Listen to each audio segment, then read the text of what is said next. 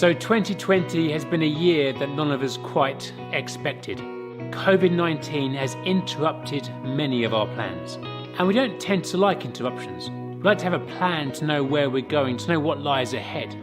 2,000 years ago, there was the greatest interruption in human history, as Jesus entered the world. Emmanuel, God with us. As we think back to that Christmas story, we can be so familiar with it that we forget the emotion that many of those characters went through as Jesus interrupted their lives. I invite you this Christmas time to journey with me as we explore these different characters and Christmas interrupted.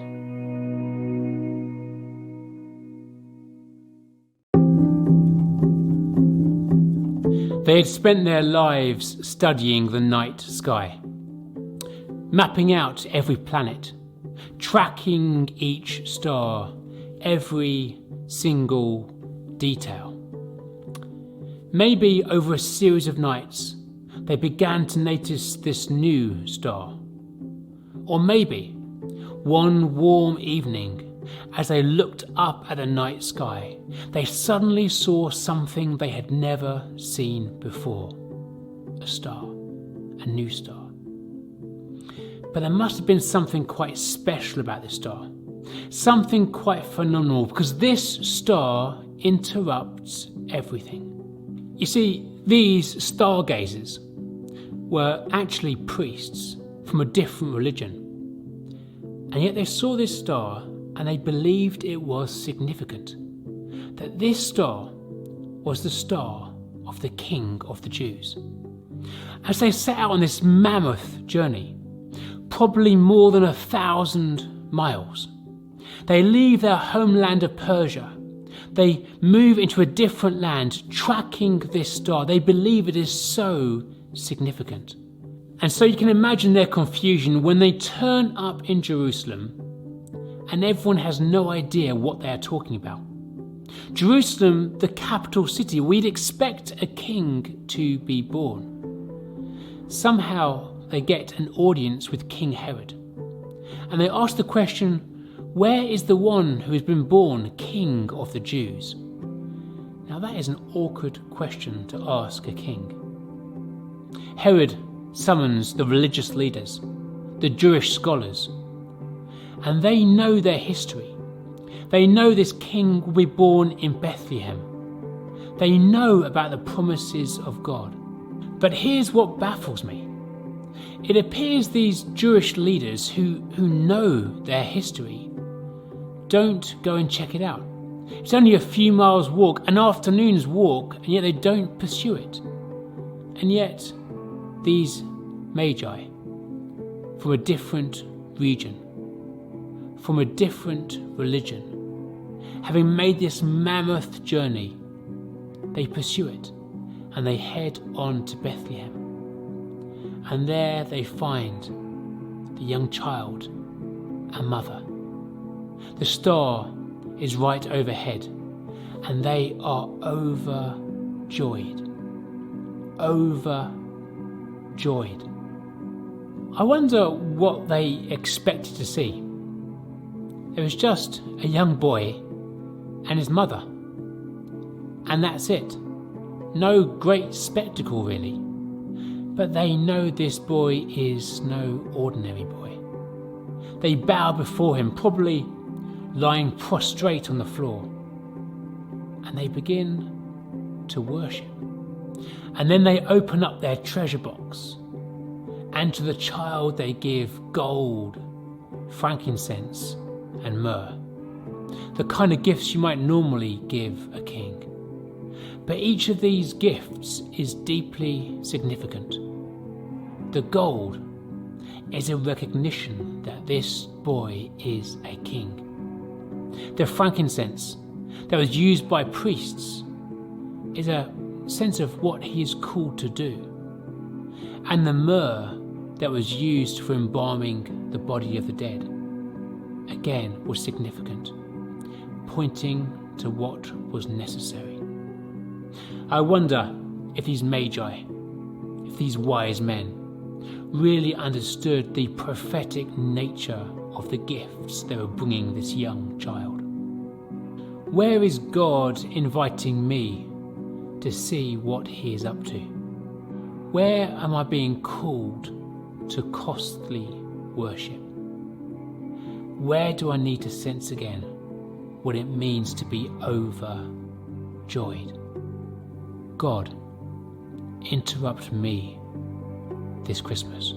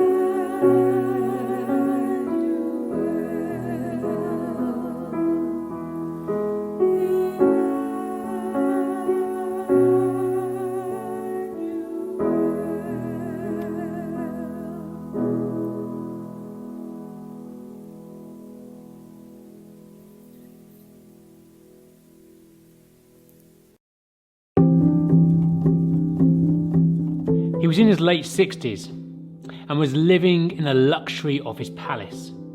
I imagine the lines on his head told a story. He had seen so much. King Herod was a visionary. He'd rebuilt the temple. He'd built forts, even formed new towns and new cities. And yet he was very much despised by the people. He was in bed with the Romans, and he would heavily tax the people to pay for his ambitious schemes. History paints him as an anxious man, desperately trying to hang on to his power. There have been countless plots against him, and he'd had to kill many of those trying to take his power. And that list included 3 of his own sons. He'd already crossed so many lines just to hold on to the power that he had. And you can imagine that day in Jerusalem when suddenly he is interrupted by Magi from a far-off land, asking the question, where is this newborn King of the Jews? Another threat to his throne, another contender to wipe from human history, a very unwelcomed interruption. Perhaps in his old age he could begin to see his power ebbing away. Beneath the facade of his royal robes, he knew his reign was precarious, and anything that threatened his power base had to be stopped, whether it was rumours about a Messiah or some divine plan.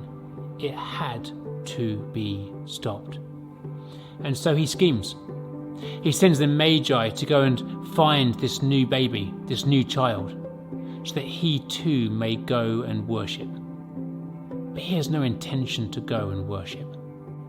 Rather than reveling in the possibility that a king prophesied about hundreds of years ago was being born in his time, he instead focuses upon himself, upon his own power. He thinks he can thwart the plans of God. And when the Magi give him the slip, he orders the execution of all the children in Bethlehem under the age of 2, a bloody massacre, grieving mothers and fathers.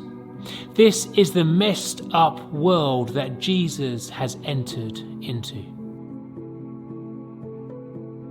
Where perhaps do I miss what God is doing?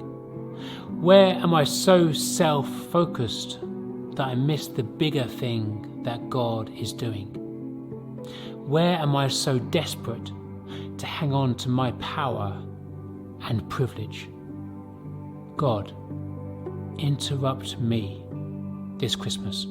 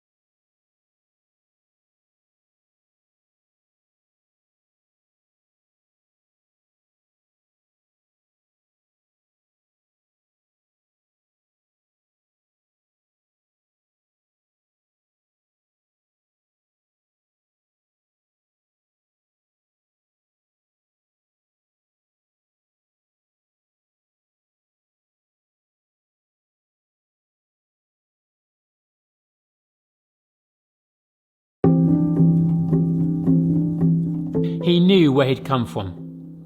Joseph could trace his family ancestry all the way back. And he knew where he was going. He knew the role he was playing, the story of his life. He had the whole thing worked out. A career in carpentry. Tick. Wife. Soon. Then kids. And then perhaps grandkids. A simple life, but a good life. And the plan was in motion. He's engaged to Mary, and in a year's time, they'll be married. But then the news breaks. Mary is pregnant, and he's had nothing to do with it. His world shatters. I wonder how he found out. Was Mary beginning to show? Was there a rumour going around town? Or had Mary told him about her angelic visitation? Yeah, likely story, Mary. His game plan begins to go south. But it's in this moment of high drama, where there's such potential for ridicule and embarrassment, that we discover the kind of man that Joseph is. He's a kind man. Rather than making some big song and dance over the whole thing, he decides to try and divorce Mary on the quiet. He doesn't want to publicly shame her. He has a new plan set up. But then there is an interruption. You see, one night, everything changes. Joseph has a dream. No ordinary dream, a dream with an angel. And this dream is so vivid and so powerful that it turns his life upside down. The heavenly game plan of God begins to slide into view. And in that moment, Joseph changes tact. He will no longer divorce Mary. He will stay with her. He will marry her. Wow, what faith from one dream. Instead of entering a story of shame, Joseph is entering a story of honour. And in this moment, it's as if everything becomes clear for him. He is being invited to play a leading role in God's great story.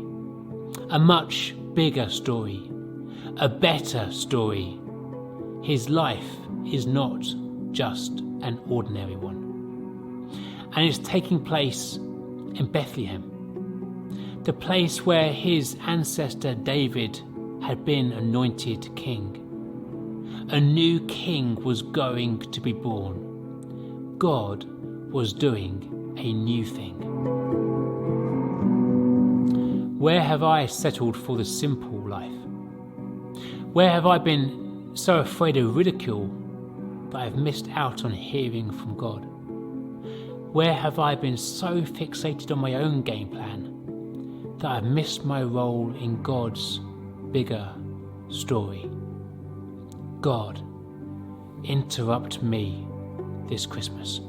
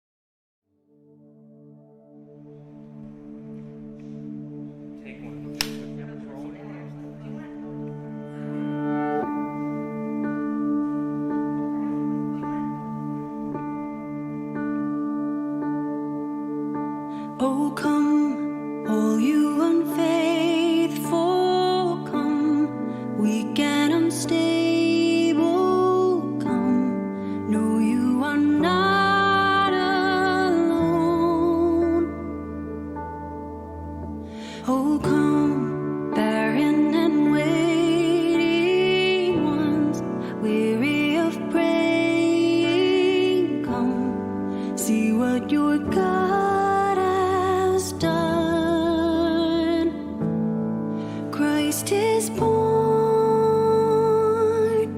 Christ is born. Christ is born for you.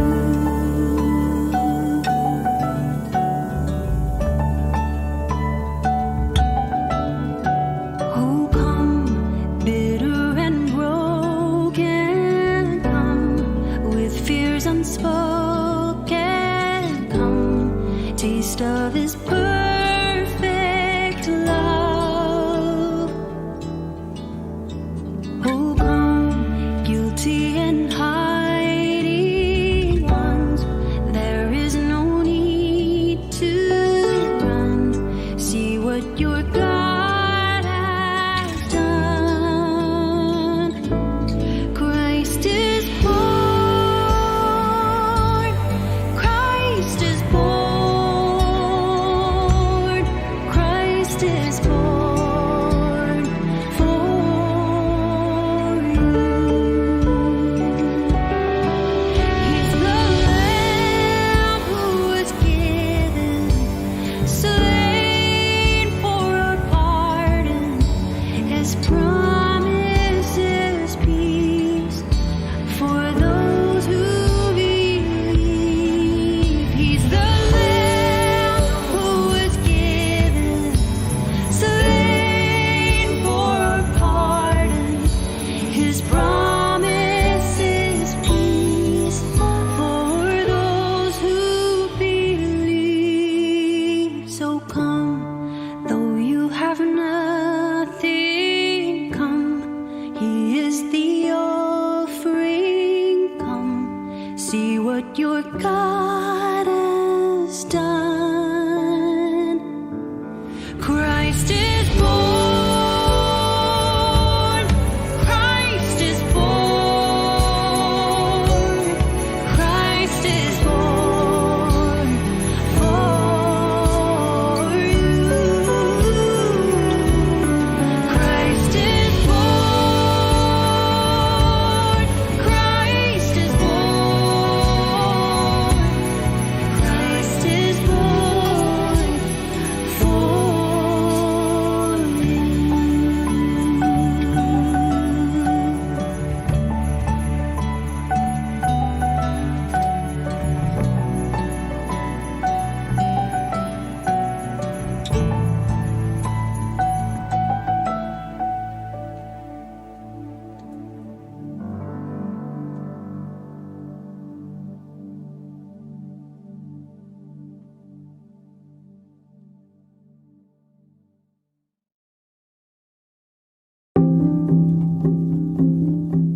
Another night, trying to get some kip under the star-speckled sky.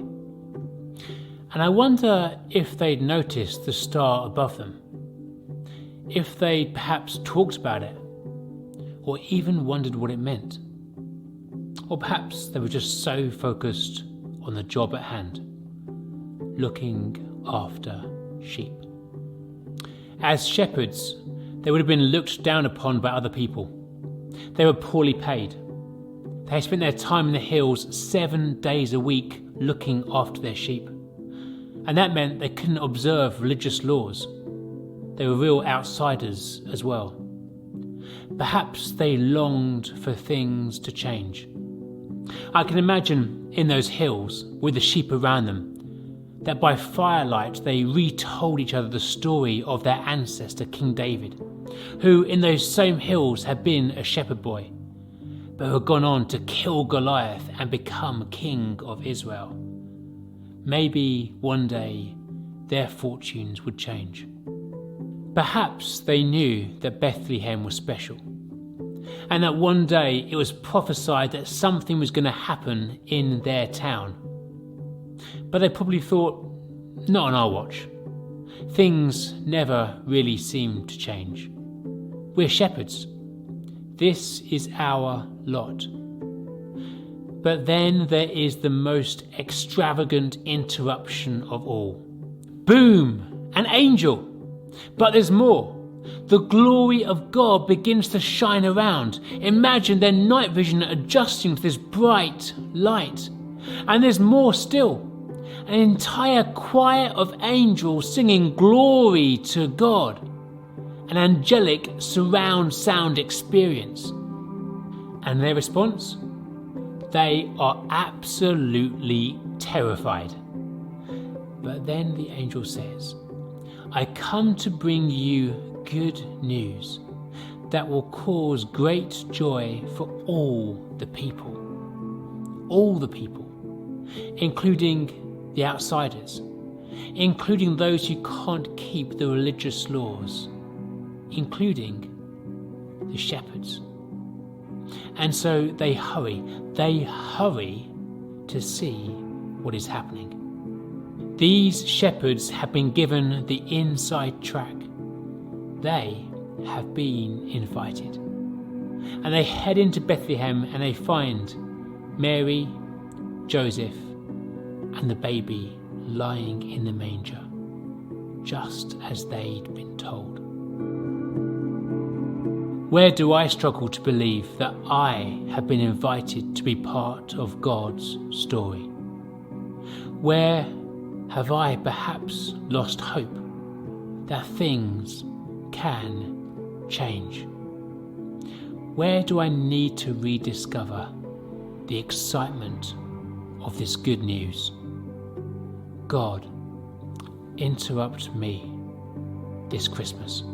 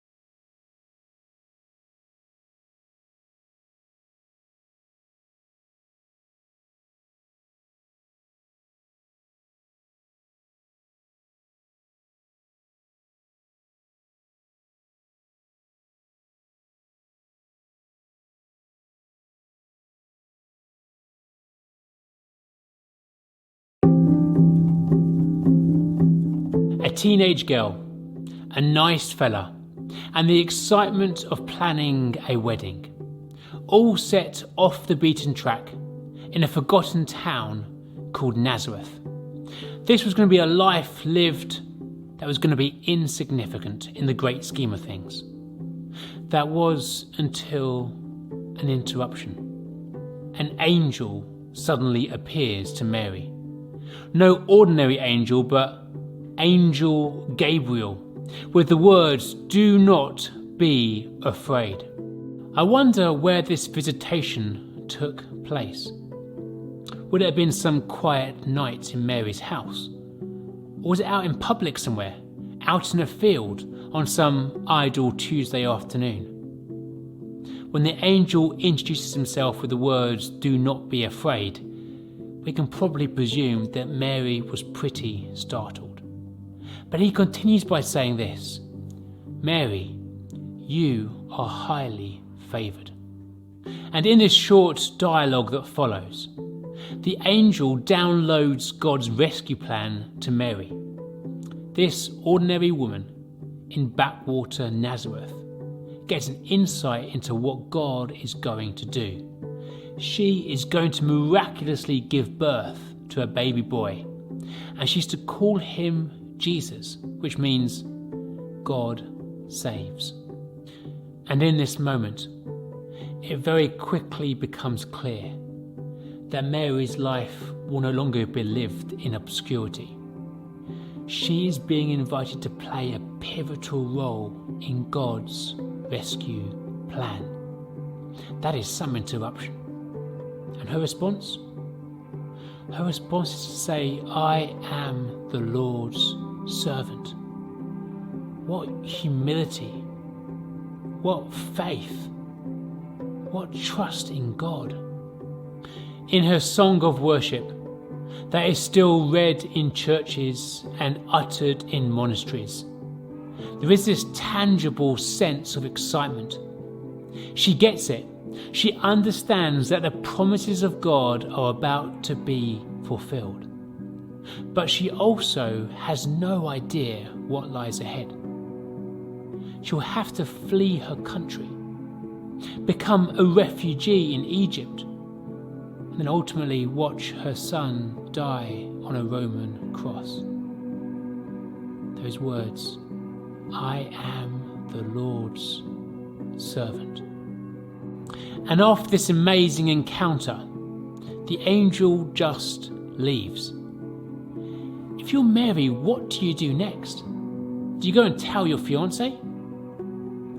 What I love about this story is the provision of God. Mary gets to go and spend time with Elizabeth, who's also expecting. God reveals to Joseph what's happening in a dream. And then there are the shepherds, the prophets in the temple, and even the Magi, who all confirm these things to Mary. This wasn't just her wild imagination. God was at work. And in Bethlehem, the spotlight falls on a manger, and Mary ponders these things. Where might God be asking us to be faithful, even though it may seem insignificant? Where have we missed God's provision? And where is God asking us to make ourselves available? God, interrupt me this Christmas.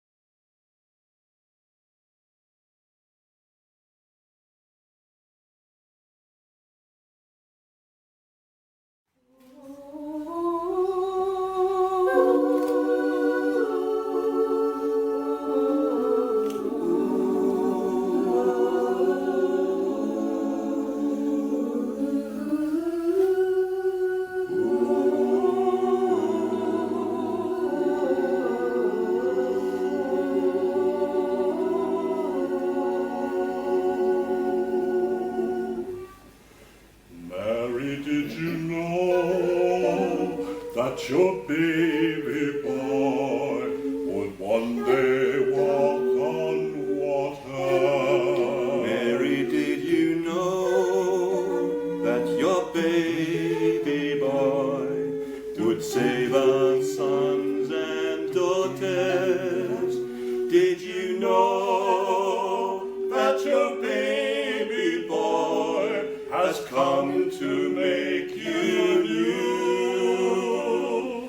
This child that you delivered would soon deliver you. Did you know that your baby boy would give sight to a blind man? Did you know that your baby boy would calm the storm with his hand? Did you know that your baby boy has walked where angels trod? When you kiss your little baby, you kiss the face of God. Mary, did you know? Mary, did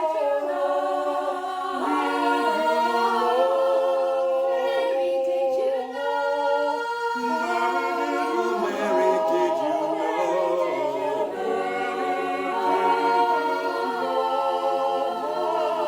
The blind will see, the deaf will hear, the dead will live again. The lame will leap, the dumb will speak, the praises of the Lord.